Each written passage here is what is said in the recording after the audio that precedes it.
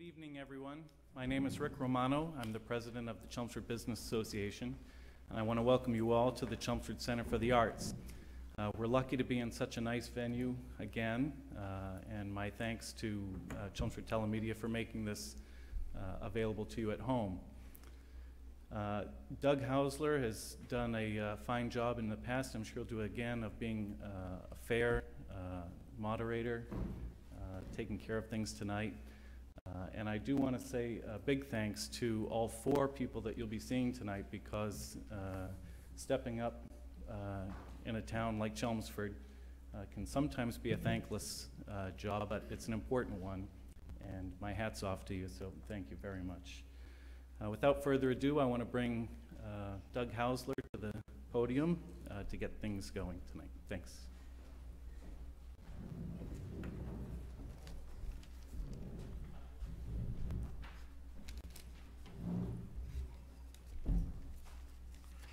Good evening.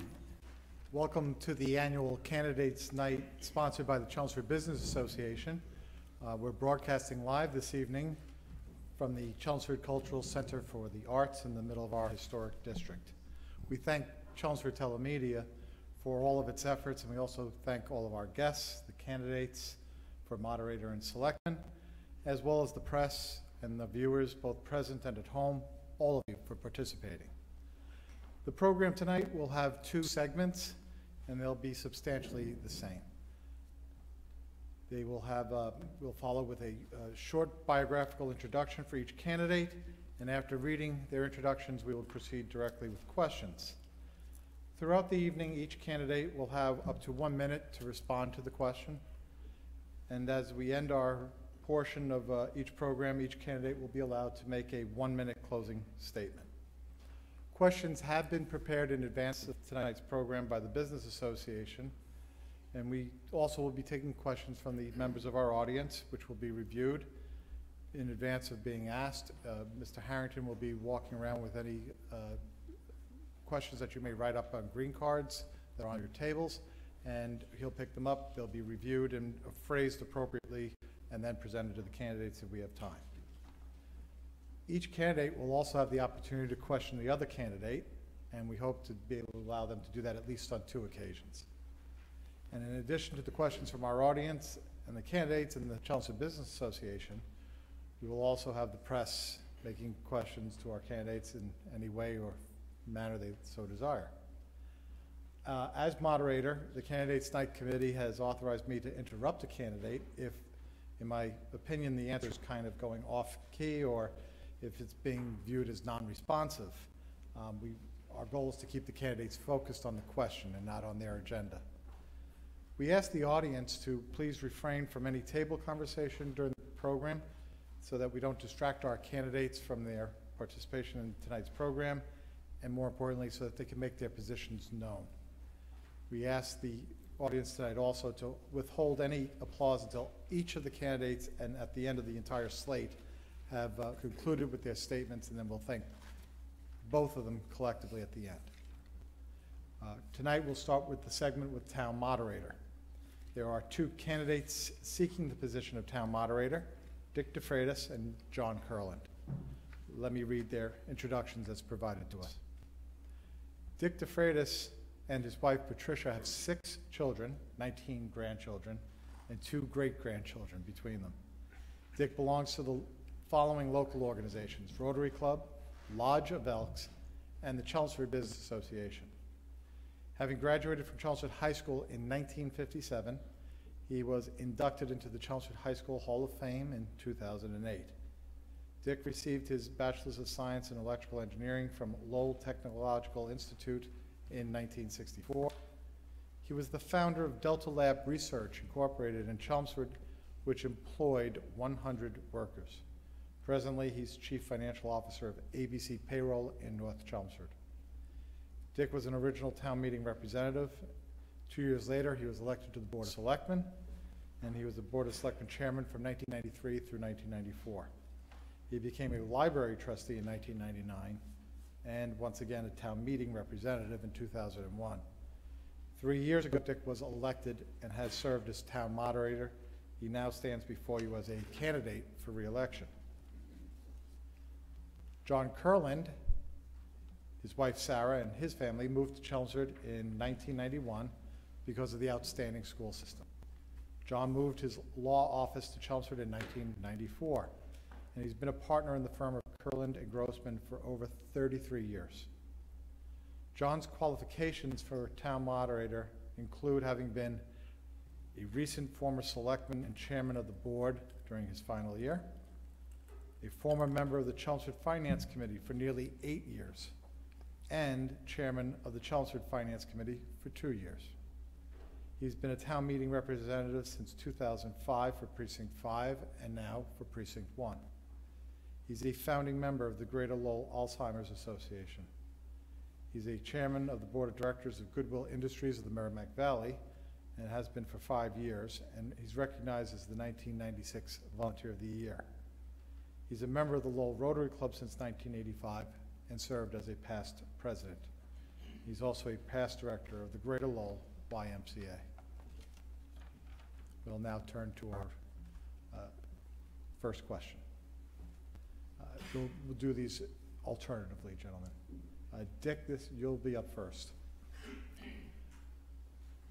What do you see as the top priorities or goals to be achieved by you if reelected as town moderator? Well, at the end of last session, I reconvened the Moderators Advisory Committee, and we've been meeting since November up until last night, and they've almost completed their work. And my primary goal is to institute all of the recommendations they have made, because I buy into them 100%, and to keep them on as an oversight committee so that after every town meeting, we can review what happened and see if any changes are necessary. I have to admit, I wish I had done this 2 years ago. I probably wouldn't have a challenger tonight. But nevertheless, I'm committed to bringing the results of the Moderators Advisory Committee and implementing them. John, the question again for you is, what do you see as the top priorities or goals to be achieved by you if elected as moderator?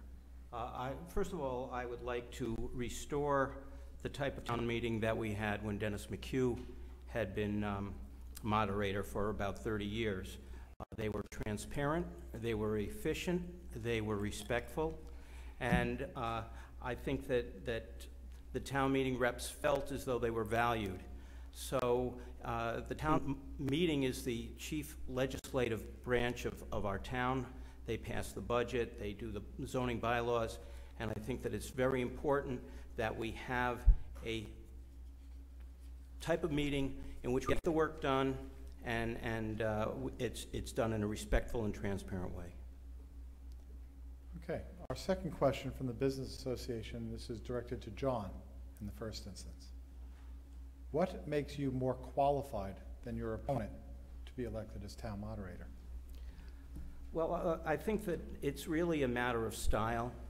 Not only was I the chairman of the Finance Committee, and the town moderator appoints the FinCom members, so I have that 8 years of experience working on the Finance Committee, and it provided me with an insider's view of what's involved and what type of skill set and what type of personality the Finance Committee member should have.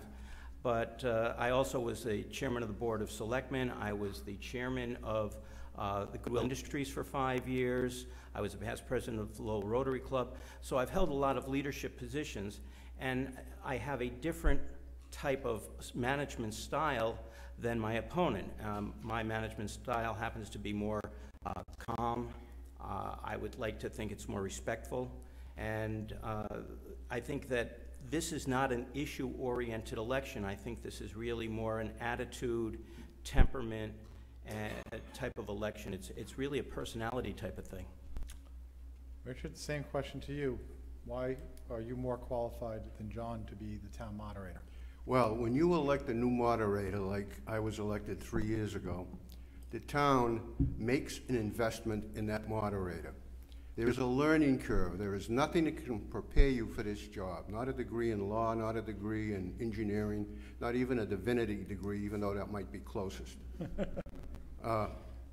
It really is a learning curve. Now, the first thing I did when I was running 3 years ago and I was unopposed is I learned that charter, and I studied the bylaws, and I studied Chapter 39.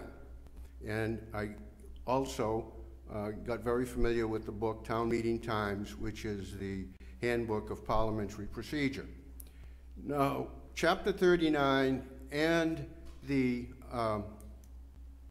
charter say that the moderator has all kinds of power. And when you're a new moderator, you want to leave your mark on the town. So I have lived within the corners of Mass 39, the charter, the bylaws, and Town Meeting Times.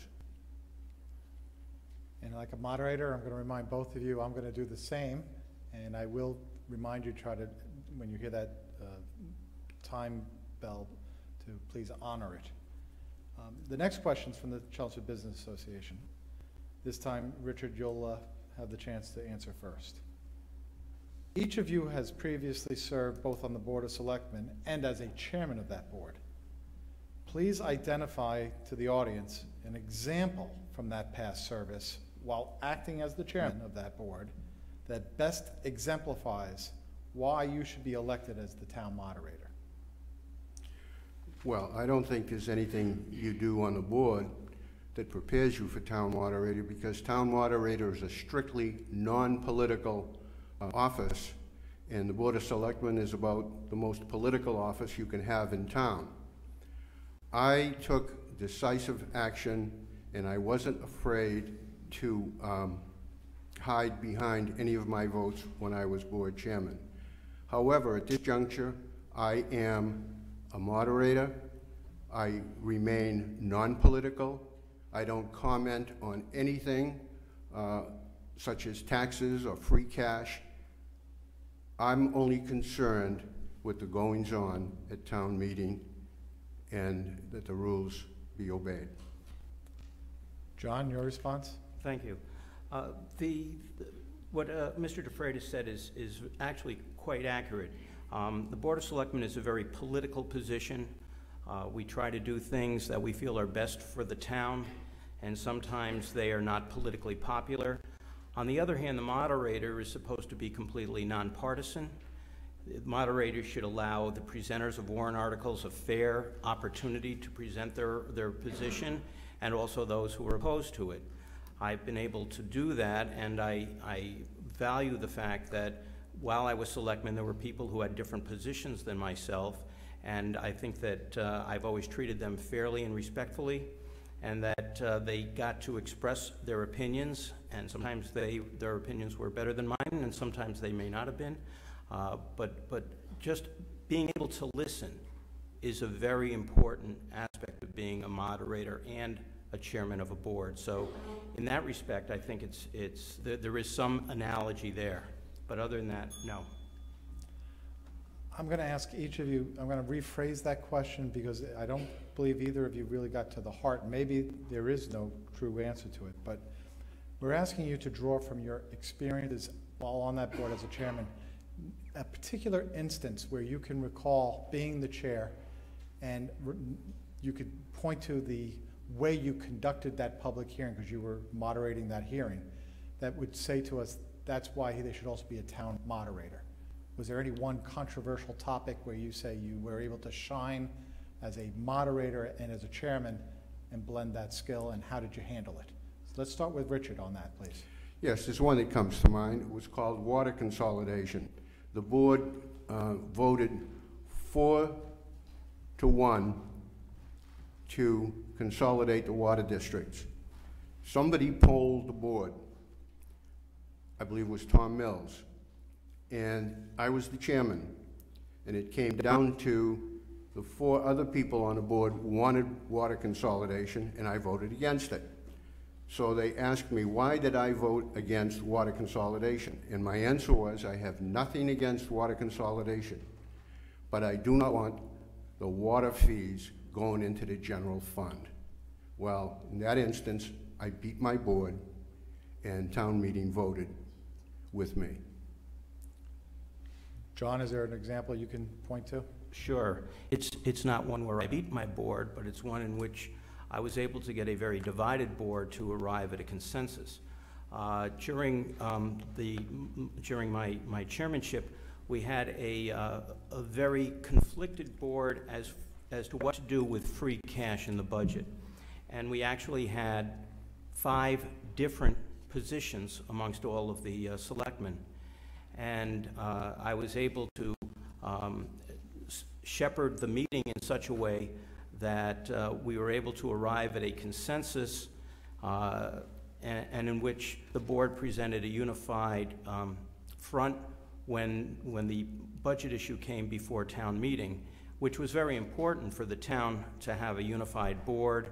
Our position was slightly different than the Finance Committee, but it was one in which the town meeting had accepted what we recommended. But it was a situation where we were working together, even though initially we had different positions. Our next question is somewhat of a follow-up, but we're taking a different approach on it, and it's going to be answered by asking John to answer this first, and then Richard. Given that each of you served previously on the Board of Selectmen as chairman of that board, would you please point out to the voters a weakness that you observed or a criticism that you have about the other candidate based on how he did not properly moderate a discussion or a debate while serving as a selectman, and what you would have done differently? Well, I wasn't living in Chelmsford when Mr. DeFreitas, I don't believe, when he was chairman, or at least I didn't see him in action as the chairman of the Board of Selectmen, so I would not be able to answer that question. Now, if you ask me regarding his status as moderator, I certainly can answer that. Please. Okay. I think that as Mr. DeFreitas indicated, when he first took over as moderator, when he was first elected, he really sort of tried to take over and make his mark on town meeting. And he drastically changed the format of the meeting from having a 1 microphone to a 2 microphone. He took the microphones off the various tables of the Board of Selectmen and FinCom, and it was not a popular thing. I think that he was criticized for that, as well as his personal management style by many. And what would you have done differently?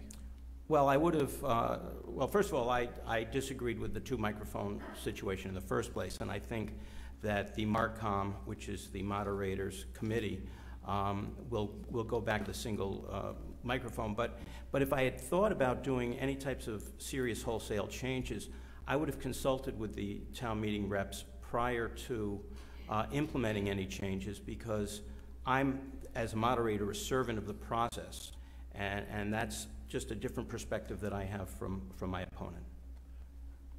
Dick, your response to that? Yeah, I will answer that question. I just want to correct something. MARCOM is not going back to anything. They're moving ahead with new stuff. John, when he was chairman of the board, unilaterally, 1 year ago, broke a 22-year tradition by refusing to allow selectmen candidates to appear before the Board of Selectmen. He said it was the chairman's prerogative. The other 4 selectmen were against that. And to Matt Hansen's credit, he is restoring that practice. It was a 22-year tradition. It gives the candidates time to use the TV to appeal. Let's go to our 5th question. This time we'll start with Richard. If you were to start with a clean slate and propose a structure for moderating an elected town meeting, what structure or format would you support? And please explain to us why you would adopt that particular approach. Well, first of all, when I knew I was running unopposed, I went to as many other town meetings as I could. And in Westford, they use 3 microphones. They have a pro, con, and a question microphone. In Dracut, they have time limits. In Billerica, they have a pro and a con microphone. I went back to the minutes of the original Rules Committee, and there was talk about using a pro and a con microphone. In fact, their rules said you could use 1 or 2 microphones. So I made no new law. I did exactly what was stated in the original Rules Committee, and I would set up a system where you make sure that all sides of an issue are discussed and you treat everybody fairly. John, your response to that question, please? Thank you. I do believe, however, that the Moderators Committee is going to, whether you want to say go forward to 1 microphone or go back to 1 microphone, I believe that that's going to be the recommendation. I would have maintained the same thing that had been going on under Dennis McHugh's administration. For 30 years, he had been running town meeting a particular way. He had been doing it effectively enough so that he was not opposed after his initial election. It was done fairly with 1 microphone. Everyone had an opportunity to present their position and ask the questions. And I think that when you have 2 microphones, sometimes you might actually inhibit someone from getting up and speaking because they're in a minority position. Our next question. John, you're going to go up first on this, please. What, if any, limitations would you like to impose on town meeting members and their ability to engage either asking questions or debating any warrant article? Okay, that's a fair question. First of all, I hope they've all been fair. Yeah, no, but it's really actually a quite good question. First of all, the questions that town meeting members should be asking the presenter should weigh in on the issue.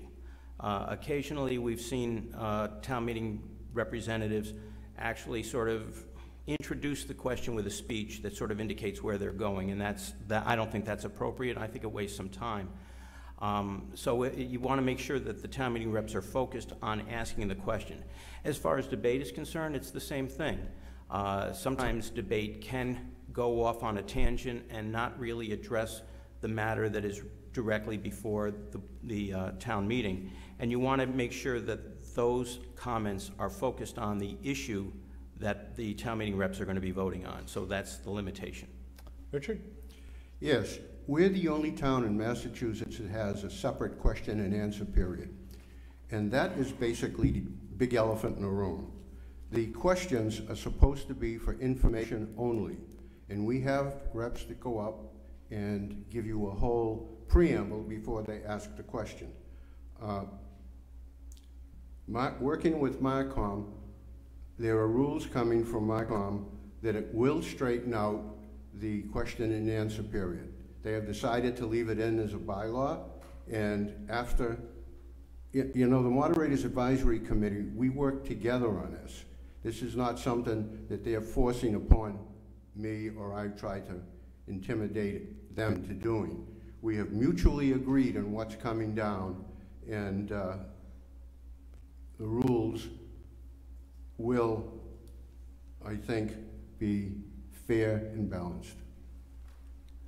I think it's time for the candidates to have a chance to ask each other some questions. So let's start with John being given the opportunity to ask Dick a question. Okay. Dick, why didn't you engage the town meeting representatives before dictating changes in microphones, removing microphones from the elected officials, and changing the long-standing start times to make it more difficult for some reps to get to the meeting on time? There was only one start time that was changed. At one meeting, the selectmen set the start time, and then the town meeting reps set the time after every first meeting. As far as, what was the first part of your question? Why didn't you engage the town meeting reps before you did the microphone changes? I had many reps come up to me. My biggest flaw was not reconvening a rules committee 2 years ago. But I had groups of reps come up to me and ask me to figure a way to make town meeting go faster and more balanced. And the pro and con microphone is used in many other town meetings throughout the state. And that was an obvious fix. Oh, and I'm sorry, I thought that was the end.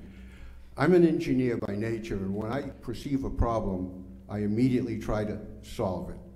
And that's what this is all about. Richard, you get a chance to ask a question of John. Okay?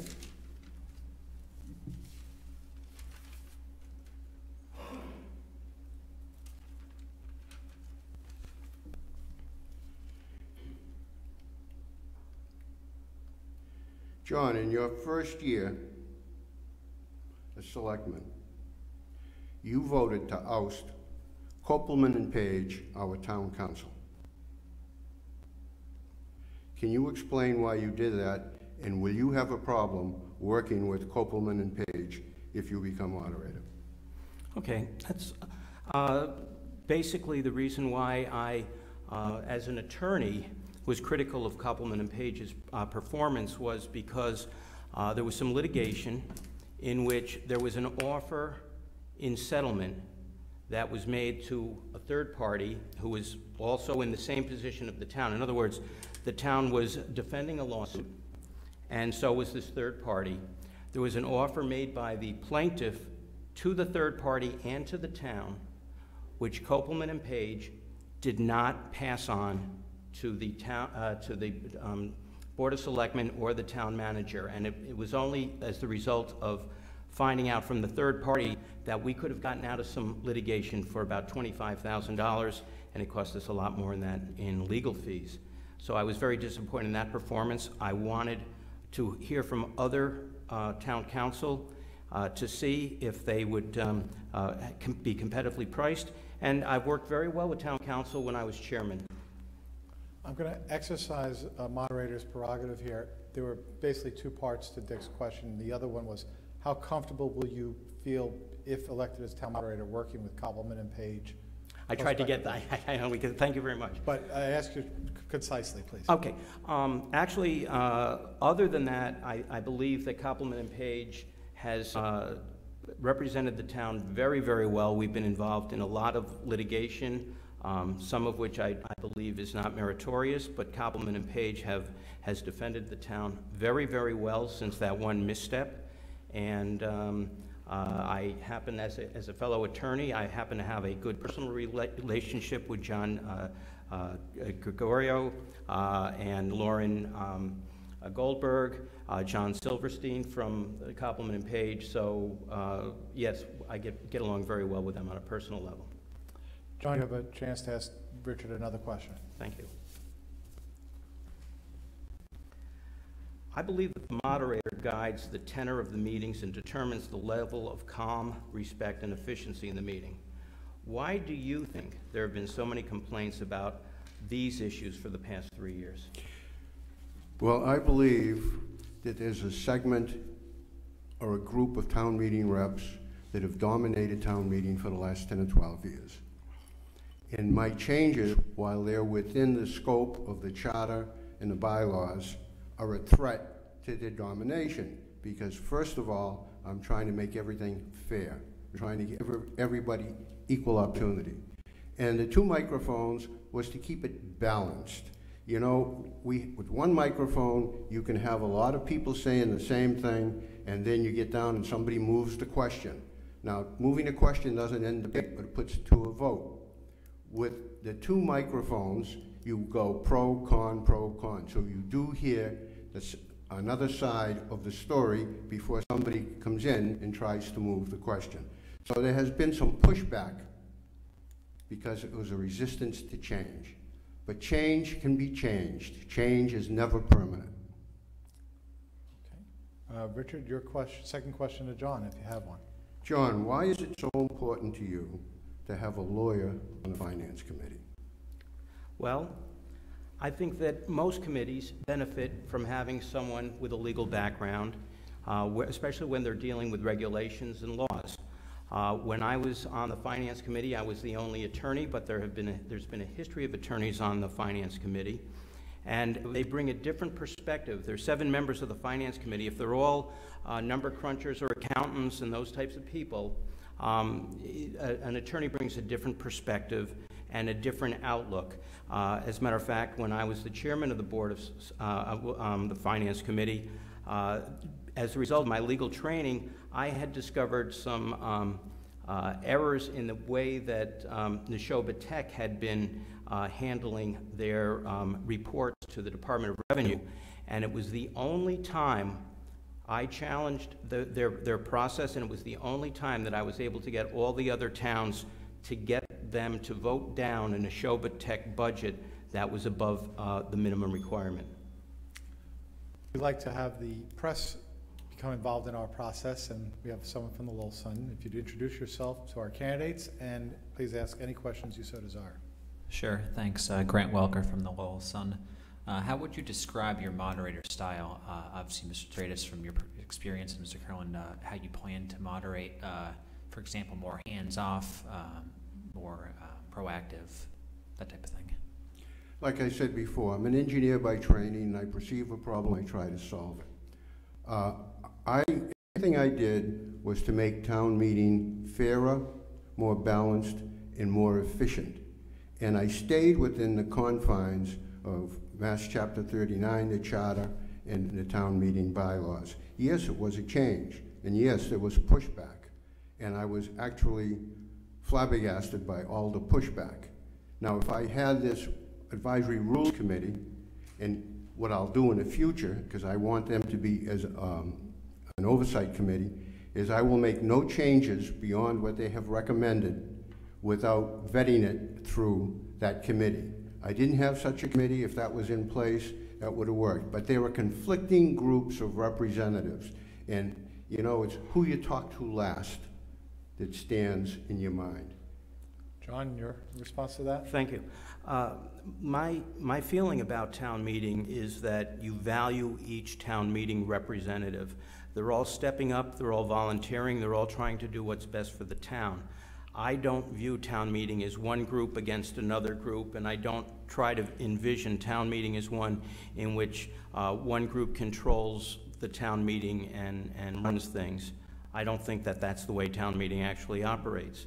My personal style is to be respectful, and I think that when you're respectful of the people with whom you're dealing, they respect you as well. I would never say anything that would demean a town meeting representative in public. I would never say anything that would result in me having to make a public apology for something that I said or did at town meeting. And I think it's important that you just treat people with respect, and you'll get the work done. You have another question? Yeah, sure. Just one more. What are your priorities with appointing finance committee members? You know, accounting experience, diversity of views, that type of thing. I have to add, that was the next question we were going to have, so you just made my life easier. Why don't we begin with John on that, please? Sure. Oh, that's the same question. Same question. Okay. Well, right now there's no vacancies. So until there's a vacancy to fill a spot, I would try to find an attorney. I think that that's important, again. I think that there's also some explanation that finance committee members should be given when they're interviewing for the position. When I was on the FinCom, we had some long-standing FinCom members like Dwight Hayward and Mary Franz who sort of anchored us, and they sort of shepherded us, the new members, along. We don't have that anymore. We have a very inexperienced finance committee, but I think they have to understand their role, and at times the finance committee sometimes does not appear to understand their role, and I think that they also have to understand that there's a certain protocol that you treat other members of your committee with in public meetings, and I think that they have to be educated a little bit on what a good FinCom member is besides just counting numbers. Richard? I have no litmus test for who should be on the finance committee. I do have a process that they must go through. They have to fill out an application, they have to send me a resume, and they have to write a cover letter telling me what they're going to bring to the party. Now, I weigh heavily on that cover letter. I've had the dubious honor of having to appoint 7 finance committees in a 3-year term. Not through any fault of mine, but there were vacancies. And I've not gone to a person and say, I want you to be on the finance committee. I've asked people to submit applications. and I've picked the best people from the applications I have received. And if Mr. Curlin thinks that I haven't, I would like him to name names and tell me who he would not have appointed. Let's go to our, hopefully, one or two last questions, and we'll have our closing statements. We'll begin this with Richard. Mm-hmm. Some feel that town meeting takes just too much time. Do you agree? And if so, what would you do to expedite town meeting? Well, I think the Moderator's Advisory Committee has studied this. They spent a long time. You know, when we first met, our first meeting, they took me to task for a lot of things. So much so that I thought maybe I wouldn't run for a second term. But by the end of the meetings here, we developed a mutual respect, me for them and them for me. Now, we are trying to expedite the time it takes. We are probably going to go to one microphone because it was intimidating to some people, and it was confusing to others. But that's the only reason, because it was not unanimous when they started discussing the two microphone situation, but we, including myself, came to the point, let's not have it confusing or intimidating. The question and answer period is the thing that takes the longest, and there are new rules for the question and answer period, which gives the moderator the tools to speed it up. John? Well, I think that there's some things that the moderator can do, one of which is to make sure that the town meeting representatives know what they're voting on. In the last 3 years, there have been a few occasions where there was so much confusion at the front that we didn't know whether we were voting on the warrant article, on an amendment to the warrant article, an amendment to an amendment on the warrant article, and I think that's an area where I can use my experience and try to make sure that we don't have that type of confusion. You have no idea how much time we waste trying to figure out what we're voting on, and we shouldn't be in that situation. I think that you also can get a sense of where town meeting reps are going based on, even with one microphone, where the comments and the questions are going, and you can respectfully say if all of the speakers are on one side or the other, respectfully, if there's someone with a different opinion, let's hear from it, and otherwise let's get a vote. And speaking of trying to get to a vote, this is your chance for each of you to appeal to the voters of Chelmsford as to why you should be elected as the next town moderator. You'll each have 1 minute, and we'll begin with John and finish with Richard. John? I would like to thank the Chelmsford Business Association for giving me an opportunity to present my thoughts on this unheralded yet important position. It has been about a generation since Chelmsford has had a contested moderator election. The town moderator must be nonpartisan. He takes no position on the issues that are presented at town meeting, and he must treat all parties fairly and equally. This is a position, and this is an election that is not about issues. It is about temperament, attitude, and organizational skills. Mr. DeFreitas and I agree on the fact that town meetings should be run efficiently, transparently, and effectively, and respectively. Mr. DeFreitas and I have very different styles. I would work collaboratively with the town meeting reps to show them the respect they deserve and to make their job easier. I'm gratified to have the support of a significant number of town meeting reps, and am humbled that Dennis McHugh, who was the moderator for 30 years, has endorsed me. I am running to give our citizens a choice and to be a servant of the town meeting process. I ask for your vote on April 1st. John Kurland for moderator. Thank you. Richard? If you permit me, I'm going off script. I want to thank you and the CBA for having this debate, but I'm going off script. Never once during this debate has the substance of my moderation, to use, if that's the right word, been challenged. What's been challenged is the style. Style can be changed. Substance can't. I have met the substance of the job, and I have not erred in that regard. True, I may have been less than gracious in a couple of occasions. They were very difficult circumstances, especially in this last meeting. And I promise you that when I'm reelected, we will have a kinder and gentler voice from the podium than you've had before. And just to close, I ask you for my vote and your support on April 1st, and I invite you all to my party Sunday at the 110 Grill, where you can continue to ask questions. On behalf of the association and on behalf of the town, we want to thank both of you for taking the bold step of running for public office, and we want to thank you for participating in tonight's forum. Our candidates, thank you. Thank you.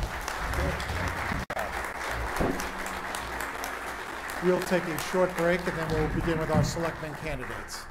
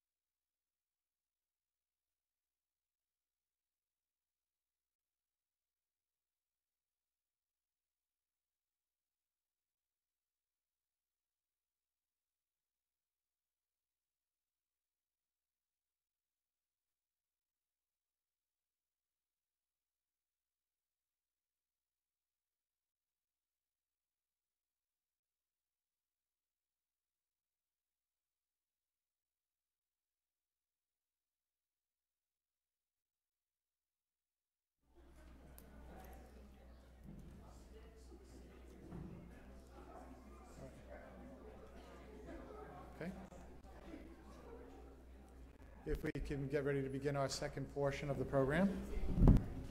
We'll call this to order.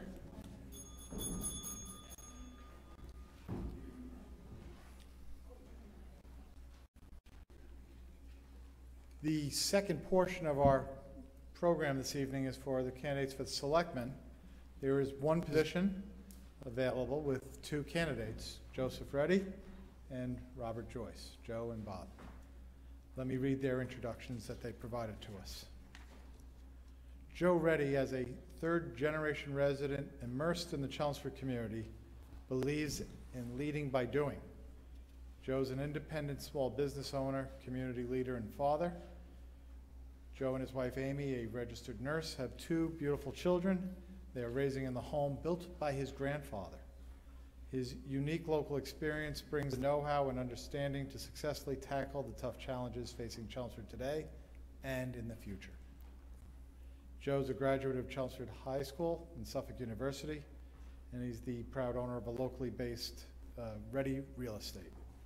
He's actively involved in the Chelmsford Business Association. He volunteers his time as a member of the Chelmsford Rotary Club. He serves as the vice chairman of the Economic Development Commission, and he's been a town meeting representative for over 10 years. Joe is suggesting that he will provide the fiscal leadership and tax relief our citizens need while working to improve schools and to maintain a level service budget. Joe says he's going to go further by using his economic development experience and business expertise to drive business redevelopment. He believes the additional revenues provided by the generated businesses will allow Chelmsford to achieve excellence in their schools and to deliver the services that residents deserve, while further driving the tax relief that they need. He's committed to maintaining Chelmsford's top 30 best places to live ranking by improving the community one resident at a time, and he's going to be asking for your vote. Bob Joyce is a candidate for election to the Chelmsford Board of Selectmen. He's a 38-year resident of Chelmsford. He currently serves on the Planning Board since 2004, and he has previously served on the Board of Selectmen from 1993 through 1996. He served on the Neshoba Valley Technical High School Committee from 2001 through 2009, the Sewer Commission from 1989 through 1993, and as a town meeting representative since 1989. Bob is employed as an IT team leader at Sonus Networks in Westford, and his background also includes owning and managing Photobank 1 Hour Lab in Chelmsford Center from 1982 through 1995, and he was a partner in the former ChelmsfordMassNews.com. He holds a Bachelor's of Science in Business Administration and an Associate of Science in Law Enforcement from Northeastern University in Boston. He has received an A+ certification from CompTIA, a computer industry-wide organization. He lives on Turnpike Road and has done so for the past 38 years with his wife Rosemary and their children Nelson and Andrea. Our first question this evening, and we'll ask Joe to answer this first. What do you see as the top 3 priorities or goals to be achieved by you if elected to the Board of Selectmen? Thank you, Doug. First, I just want to start by thanking the Chelmsford Business Association for having me tonight. Thank the audience for being out here. Thank you for moderating. My top 3 initiatives are education, economic development through sustainability, and looking for regionalization of services to help reduce tax burden. One of the main goals that I have through education is actually revisiting the implementation of full-day kindergarten. I think it's important for our youth and for our young people to further their early childhood education. I'd like to focus on economic development, especially on looking at dilapidated buildings that may be in our community that we can work on trying to basically redevelop those buildings or reuse them to bring new tax revenues. I'd like to see us encourage more greenery, better setbacks for new buildings that are built. And then as far as regionalization, I'd like to work with the board to try to see if we can regionalize the 911 call center, which I know they're already working on. So, all right. Bob, your response to that question, please. Yes, and thank you to the CBA for hosting us tonight. My biggest concern is fiscal responsibility within the town. I think we've done a wonderful job at revitalizing the town. This building, the one in North Chelmsford, we've got 2 turf fields. We've done a wonderful job with the center area, and we've got a fire station that's half done at this point. But we have to look now ahead at how much more can we afford. I don't want to get to the point where we're so leveraged in debt that we can't do anything in the future. And I'd also like to bring transparency to the position of the Board of Selectmen. Sometimes it appears that the Board of Selectmen just go on with a meeting and you don't really know what they're talking about because they're talking amongst each other. So that's pretty much what I have. I will probably come back to that if time allows for both of you on that question, but let's go to some other questions in the interim. Bob, you're going to be asked to answer this question first. What makes you more qualified than your opponent to be elected for this position? Well, I think the biggest thing that I bring to the table is that I have 25 years of experience working within the town government. Starting back in the early days of the Sewer Commission, when the project was just beginning, I consider the project to be one of the best projects, public works projects that this town has ever done. And thank you to Jack Emerson for doing that for us, because it would have never happened without him. My experience on the planning board has given me much background in what's going on with land development, and all the other things that I've done. Town meeting rep for Precinct 1 since 1989, and certainly Neshoba Tech, I was in 9 years, and I learned a great deal about the education system as well. Joe, your response, what makes you more qualified than Bob? I think the future at Chelmsford is too important, and one of the things I'm going to bring is my energy, my entrepreneurial skills to tackle the tough problems, and my experience as a business leader.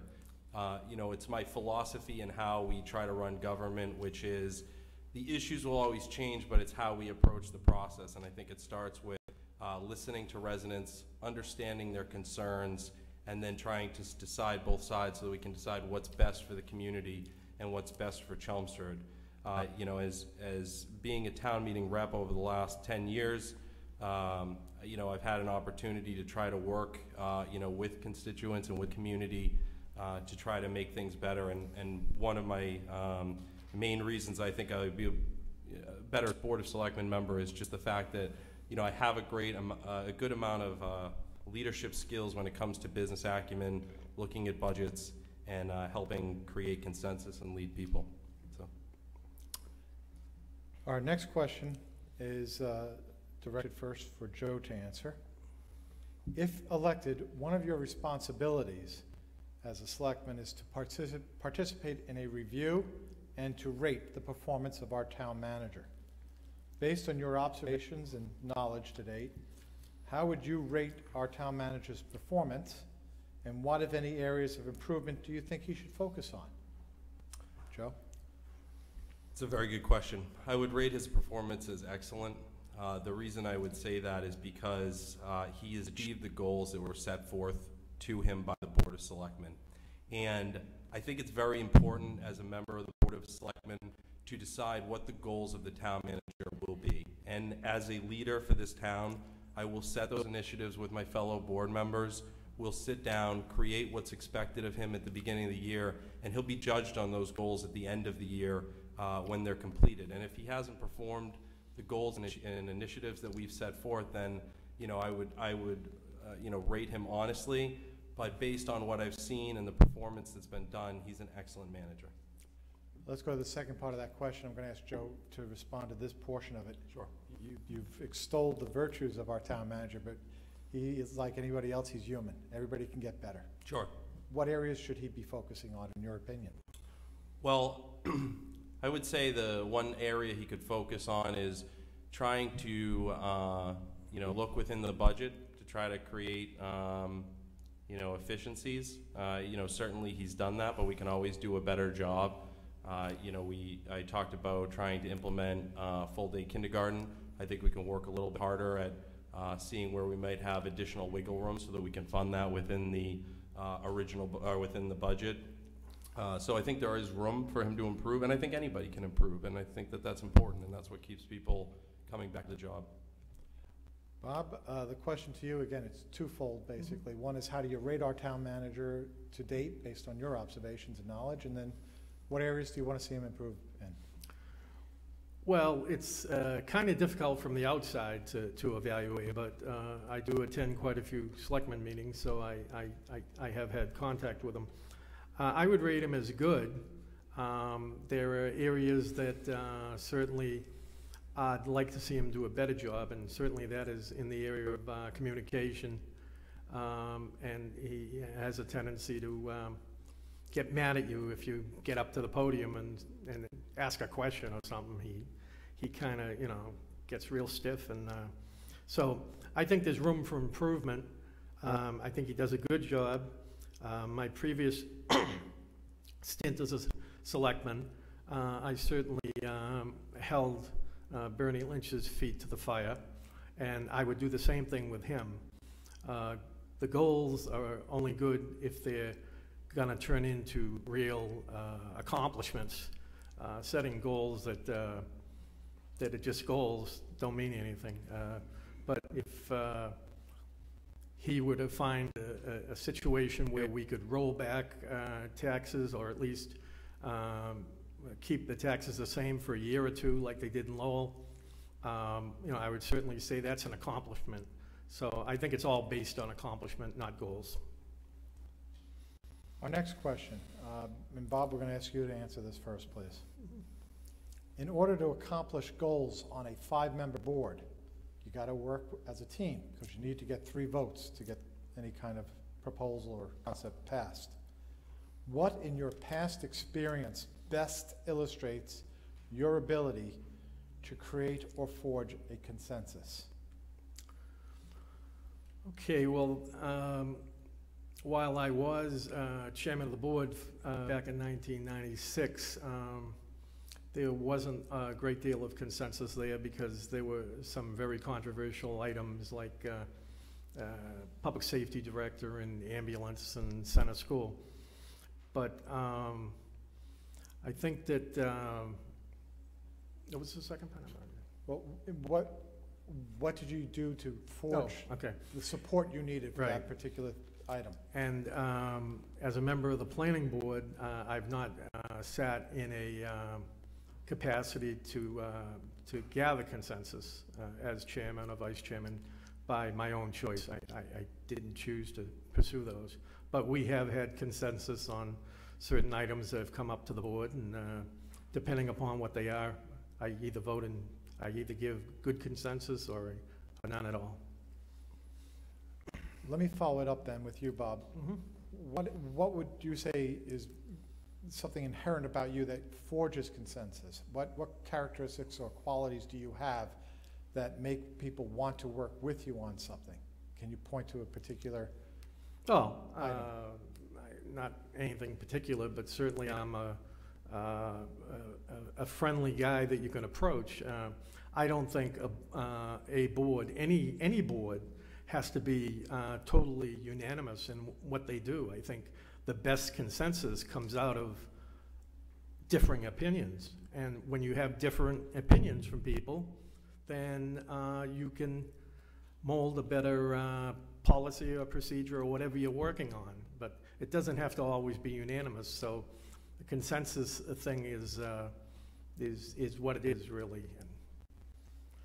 Okay, we're going to let Joe answer that question. What do you see as a best past experience to show your ability to create or forge a consensus among your board? Yeah, the best correlation that I can pull is I was a trustee of a condo board. When I ran to become trustee, the management didn't seem right at the time. When I became trustee, it became even more apparent that the building had been totally mismanaged. And we needed to basically form a consensus of trustees to say, we're not heading in the right direction with this management company. And subsequently we had to release that management company and self-manage the building. And I took over the entire services of that building under the consensus of the other trustees on the board. So that was one of the most difficult projects I'd ever worked on, but I think it was important that the three of us had come together originally. We made that tough decision, we executed on it, and we moved forward. Our next question. Joe, you'll get to answer this first. The town has a significant liability due current and former town employees called Other Post-Employment Benefits, OPEB. But that's medical health insurance and retirement pension obligations. The town already owes tens of millions of dollars. What steps would you support to fund the current obligations for that particular item, and what changes, if any, would you make to prevent any further growth of that liability? Joe? I think it's important to honor the commitments that you make in life, and the fact is that we have a commitment to these post-employment benefits. So I think one of the things is we need to look at how we're going to fund this within the budget. One of the reasons I believe that our bond rating has increased is the fact that we've actually been putting money towards this fund. And at the end of the day, it's good to try to come up with a strategy for funding it, but also we should be looking at possible state funding for it. I know that other communities may not be funding it nearly as aggressively as Chelmsford, but that doesn't mean that we can't be the model community and come up with a balance that can both fund that and also take care of the other things that we need to take care of within the budget. Bob, your response to that question? Yes. My understanding is that the Finance Committee is discussing the formation of an OPEB study committee, and I would definitely support that effort. The Finance Committee is well aware of the financial condition we're in. My concern is that funding it is going to be a problem. If we take it all out of free cash, then we never have a possibility of having either a tax reduction or keeping the tax at the same rate for a couple of years. And I'd like to see what they come up with. And as Joe stated, we're all hoping that the state's going to come up with something, but I wouldn't count on it. Other communities are dealing with this as well, and they have good bond ratings, and they haven't put as much away, but we have been looking at it. I want to do a follow-up on that question to each of you. I'm going to start with Joe, because you mentioned at least twice now a desire to try to implement full-day kindergarten, which was considered by some to be a significant budget buster additional liability. No derogatory comment or intention meant, it's just very expensive, and in fact acknowledged by the superintendent. How do you reconcile that idea of growth of that kind of a program when you already have tens of millions of dollars of obligations due for former employees that are presently unfunded? How do you reconcile that? What takes priority? Education. It always takes priority, and I'll tell you that they're highly tied together. I mean, it's about kicking the can down the road for the next generation. You can kick the can down the road for the next generation on education, and our students can underperform other communities because we didn't put money into early childhood education. You can kick the can down the road for OPEB and say, you know what, we'll let some other generation come in and try to fund this. I think you've got to sit down. It's worth putting a committee together, but it's worth sitting down and trying to solve these problems. They're not easy, but that's what we're elected for, and I think it's worth rolling up our sleeves and saying, how can we make these work? Joe, on behalf of a certain parent of yours who was a great teacher in our system, somebody should be proud for that answer. Mm-hmm. Bob, what's your position on that question? My position is pretty much what the town manager's position is, and that's if you can find the money, then we'll fund it. But under the current budget, they were unable to find the money to finance. It's about 1.2 million. Well, let me be more specific with you. I kind of went after Joe on, because he had raised kindergarten expenses, and with you was tax relief and the idea of trying to keep taxes stable or even perhaps lowered. Yet you owe tens of millions of dollars as a town to, which comes first, Bob? Well, we got to live within our means. If we don't have the money, then, you know, where are we going to get it from? Are we going to start cutting positions? I don't want to do that. I don't want to cut teachers. I don't want to cut firemen. I don't want to cut police. You have to find a method of financing it. And right now, the only way you can finance this is if we have a glut of free cash, and I think that's what Paul is recommending. And the other thing is that we really should allocate those costs across all the departments, so that in the future, when you hire a new employee for that department, you know that that's going to cost you X number of dollars to cover that person, or maybe change the rules. Let's go to another topic. And this is going to be a distinct question, one for Joe and one for Bob. They're separate. In this instance, I'm going to ask Bob first. Okay. Bob, you ran for a seat on the Board of Selectmen last year and you lost. What did you learn from that experience, and what changes have you made to your platform to cause people to change their mind and want to support you this time around? Well, I think last year's race was complicated because of so many people in the race. But certainly I participate in town government as much as anybody in this town does. I go to, you know, all kinds of meetings, conservation, selectmen, what have you. I have somewhat decided that you can't do everything at once. So hopefully, if I get elected, I'm going to be able to work towards the things that I want to do, like having tax relief, maybe setting a policy on tax relief, and finding other funding sources that don't hurt the taxpayer. What specifically, what tax relief are you thinking about, and what sources are you exploring? The biggest thing that stands out to me is our capital budget. We just increased it from $3 million to $3.5 million. I think we need to roll it back, and the reason I think that is because last year we spent $18 million on an energy plan that's really going to cost us $22 million. Therefore, a lot of the things that would normally be in capital aren't in there anymore, because they're going to be covered under this energy thing that we passed at town meeting. So I think we have to look at that. We have to look at how we spend free cash. Okay. Joe, the question for you. Except for your town meeting representative position, you have not been elected to any other elected office. What qualifies you to serve on the highest ranking board of the town, and does the lack of holding prior public elected office act as a detriment or a benefit? Well, it acts as a benefit. First of all, for the listening audience, I was elected actually 6 times to town meeting representative. Precinct 7, Precinct 3, Precinct 1, due to a number of federal redistricting years.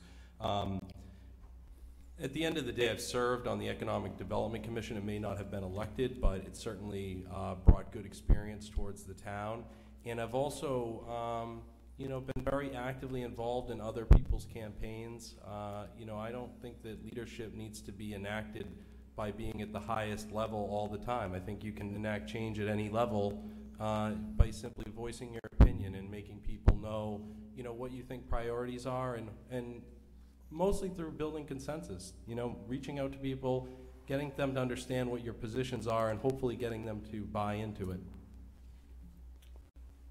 Let's go to the question that they're known for, which is the CBA and tax classification. So in this instance, I'm going to ask Joe to answer first. What is your position with respect to tax classification? Would you ever see that you could support such, or that it's a flat rate is the appropriate and fair thing to do? No, I would never support changing the tax classification.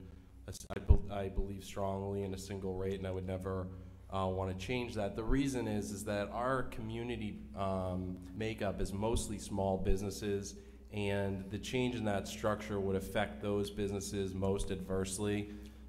You know, we have a number of vacancies that we need to focus ourselves on filling, and changing the tax rate only takes away one more tool that we have to try to bring businesses to Chelmsford. So if we really want to, you know, bring more tax revenue, we should focus on getting tenants into those buildings, get them paying, and bring more money to the residents. Bob, your position on that, please. Well, my position is that I would not change classification, at least not for the foreseeable future. I don't think you should ever use the word never. If situations change in this town, it might be a requirement. When I was on the Board of Selectmen in 1993 through 96, I was chairman of the board that began the rollback from 5%, 1% a year until it was phased out. But in calculating the numbers, there isn't a significant enough change when you shift the burden to the business, and there are a lot of vacancies in town, and I don't want to discourage any business from moving into our town. That's it. Well, let me have a follow-up with that, because of some language you used. You've, I believe, written this in the past. You say, I believe now is not the time to raise, which suggests that there may be, in your opinion, a time where it is appropriate. Under what circumstances do you think that could ever happen, and why? Well, it's interesting. Let me. And the reason we asked that question very specifically is there are 300 members of our association who look at this very seriously. So we ask for your opinion. What would make you change that? I would think that as far as a specific example, I probably couldn't give you a specific example, but if the equality between residential and commercial businesses got out of line for some reason, like if we had 40% commercial in town, then that would probably be something different we would be looking at. Originally, when classification was brought into town, Joe's dad was on the Board of Selectmen that implemented it. And I remember him telling me that they did it because they thought, well, someday, you know, we might have to buy, you know, a big ladder truck, and we don't have the money, then we could shift it and get the money that way. So. Okay. Let us go to questions among the candidates. Let's have Joe ask a question of Bob, please. You guys have actually asked some of my questions, so I guess I'll move on to the more substantive ones here. You say in your website, Bob, that Chelmsford has made substantial investments to improve our town. 2 new turf fields and track allow residents of all ages to enjoy a safer sporting environment. A new center fire station and DPW building are investments that will provide improved services for many years to come. You sound very proud of these improvements, yet you voted no for the fields and no for the fire station. How do you explain what seems to be a conflicting message to voters? Well, thank you for bringing that up, because the reason I was opposed to it was because I was concerned about the financial impact that it would have on the taxpayers. And we could have just as well done 1 turf field, see how it works out, and then build the second one later on down the line. The fire department, the fire station, I was never opposed to building a fire station. What I was opposed to is building it where they're building it because of the neighborhood. And I'll live and die by protecting the neighborhoods in this community. When there is a 40B being built, the neighborhood comes out in force, but we're building this big awkward building across from historical housing, and it was the only place they could put it because they felt they couldn't go back to Wilson Street, so.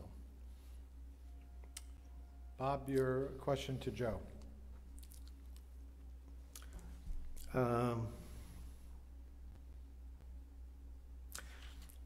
It kind of hinges on his question to me, and that's at town meeting, I've been known to ask a lot of difficult questions. Can you give the residents in town where you have voted an example of where you have voted against something at town meeting on behalf of the residents and taxpayers? Yes, I voted against the Oak Hill Study Committee. I thought that that should have been brought into preservation, and I think that that beautiful piece of land should always remain in preservation. Okay. Joe, if you have another question to Bob. What initiative have you taken as a member of the planning board that has benefited the community overall? I think the initiative of reaching out to the homeowners and taxpayers on several issues. One issue was the 129 amenities piece, where I was told that everybody was in favor of it, but yet when I started making phone calls, people weren't in favor of it, and a great deal of the CBA wasn't in favor of it, and they turned out in force as well, and that made an impact on the planning board, and they withdrew that article. Bob, do you have another question for Joe? Yeah, I was just wondering, how do you plan on handling the ethics issues surrounding the fact that you have relatives collecting health benefits and pensions from the town? State ethics state that you will have to recuse yourself from any discussions and voting on the budget and any discussions surrounding OPEB.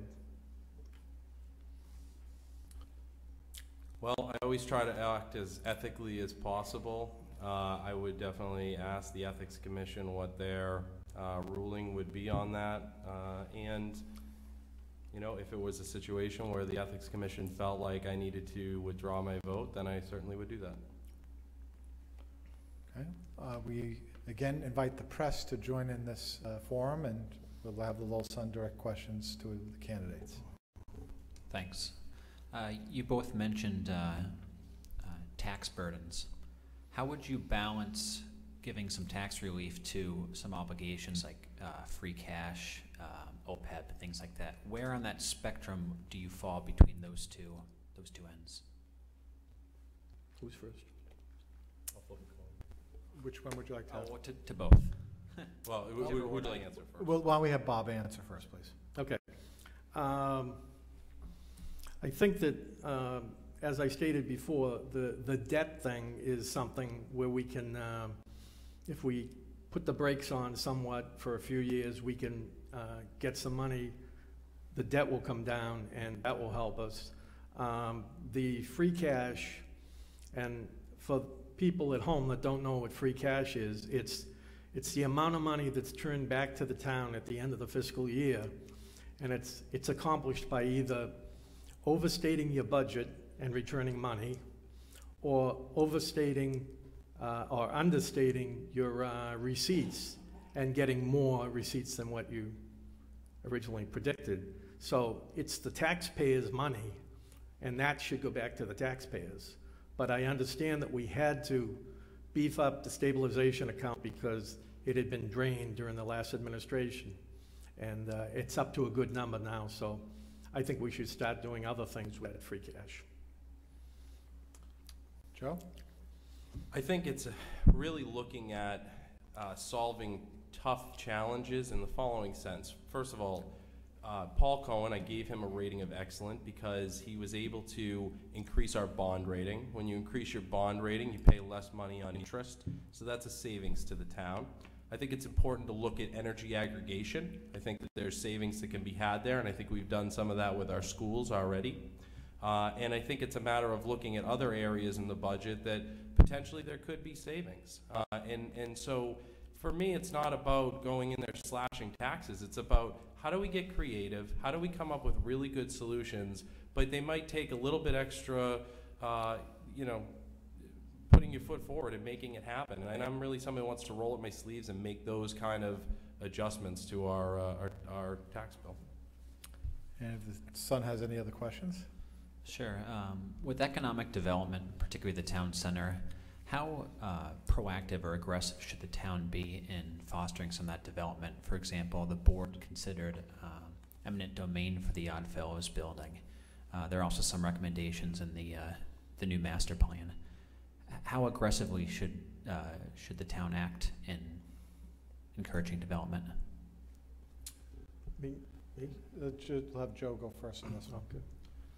Well, for instance, the Oddfellows building, it's not so much development as much as that is a very historic piece of our town. I've always been in favor of restoring our historic town buildings, and I would hate to see that building go to seed just because it's not being maintained. So I'd be very aggressive with it.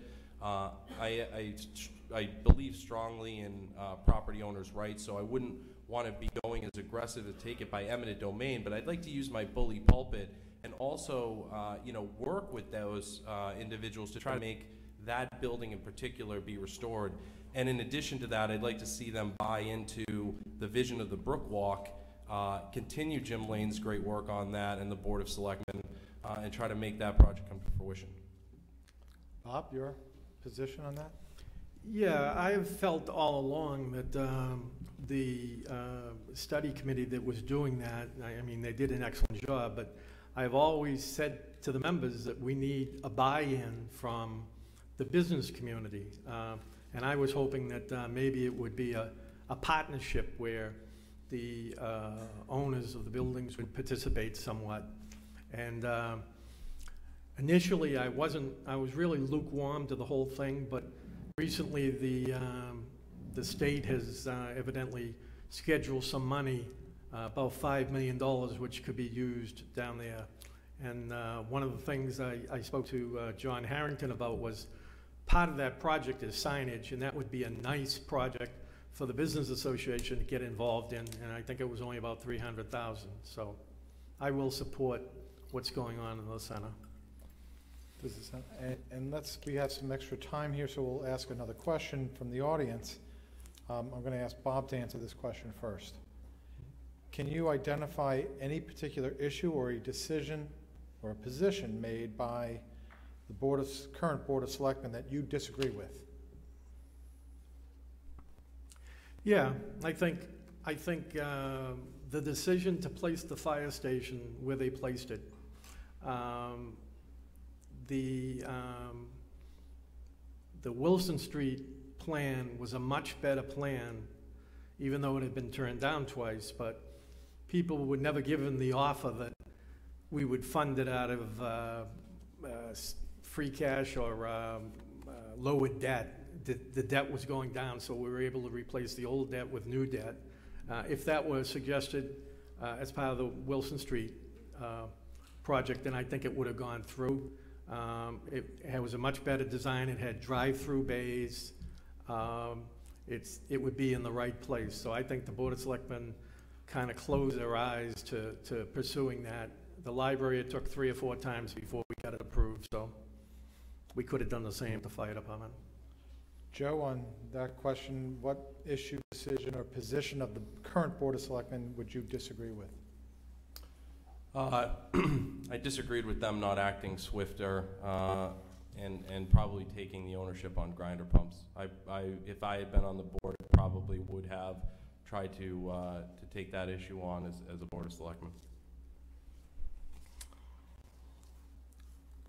The word bully pulpit came up in one of the answers, and I'm going to rephrase a question that came from the audience because I wanted to be what I consider a little bit blander and fairer question, not accepting one position or the other.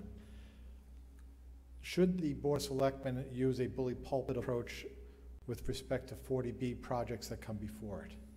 Yes and no, pros and cons for doing so or not doing so. Joe, let's have your answer first. I would say yes. First of all, 40B is, in my mind, a broken law, and you have to look at every project on a case-by-case basis. So does it make sense for the community? We have wonderful boards that work on these projects, Planning Board, Zoning Board of Appeals, you know, they take a good, hard look at these projects, but, you know, sometimes it may not make sense for the community. And so, you know, in particular, Mill Road, I'm not excited about that project because of its proximity into the industrial zone. I don't really like to see residential creep into an industrial area. I would probably voice my opinion aggressively about that, but I do think it's important to let the boards work out the process with builders and developers so that in the end we don't get a court judgment that ends up putting a project that we don't like. I'd rather try to work on it at a local level and make sure that we get something in return versus ending up empty-handed. Bob, your reply to that. Well, I think the Board of Selectmen do exercise a certain amount of bully pulpit on friendly 40Bs when a developer comes in and they work together. Usually the number of units aren't excessive, and there are certain infrastructure things that they agree to do as part of the project. I think part of our problem now with 40B is that it goes to the Zoning Board of Appeals, which is, it's, you know, basically an appointed committee. We have developers on it, we have lawyers on it. Not that that's bad, but I think it's interesting that my opponent is against 40B because during the election, he was endorsed by a 40B developer. So I think that's interesting. And then during his run in Boston, he also supported affordable housing, which means 40B. We are at that point in our program where we're going to ask each of you to appeal to the public for a vote. I'm going to ask that we start with Bob to give his closing statement. Thank you, Mr. Moderator. I'd like to again thank the CBA for sponsoring this, and I hope that everybody at home that's watching this will get out to vote on April 1st. I'm running for the Board of Selectmen because I love Chelmsford. This is a wonderful town that has provided my family with a great quality of life.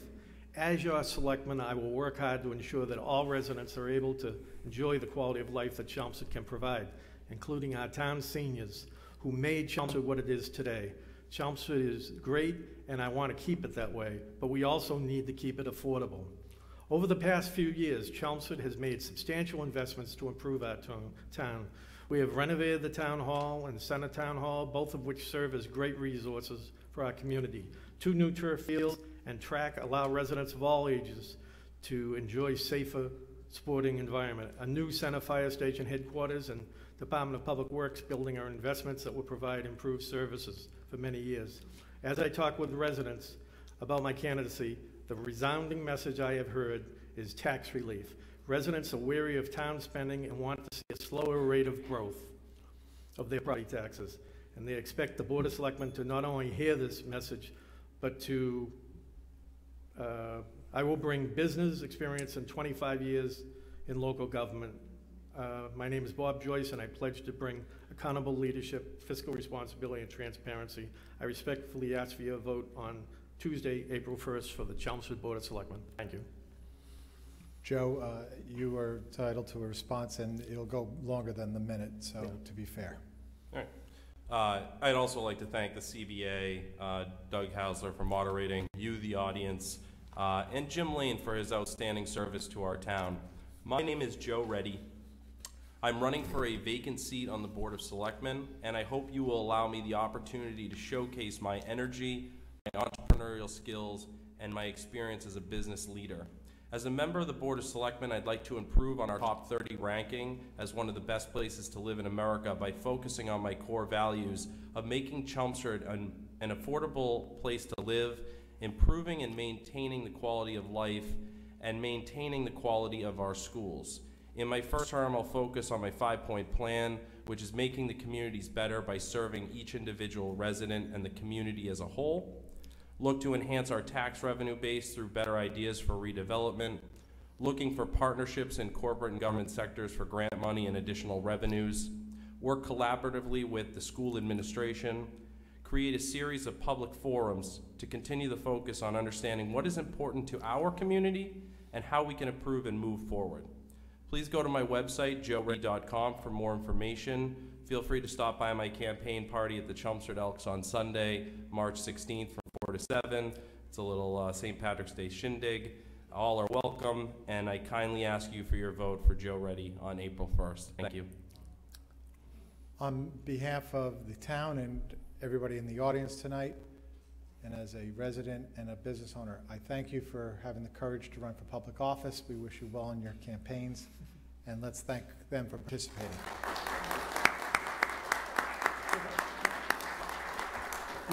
We remind the audience that April 1st is the day for voting. We ask you to exercise your right, come out and vote. You'll know the issues. Please vote accordingly. Thank you and good evening.